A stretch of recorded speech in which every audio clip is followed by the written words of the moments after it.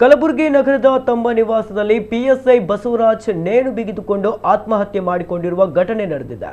ಕಳೆದ 2 ವರ್ಷಗಳಿಂದ ಕಲಬುರಗಿಯ ಡಿಸಿಆರ್ಬಿ ವಿಭಾಗದಲ್ಲಿ ಅವರು ಕರ್ತವ್ಯ ನಿರ್ವಹಿಸ್ತಾ ಇದ್ರು.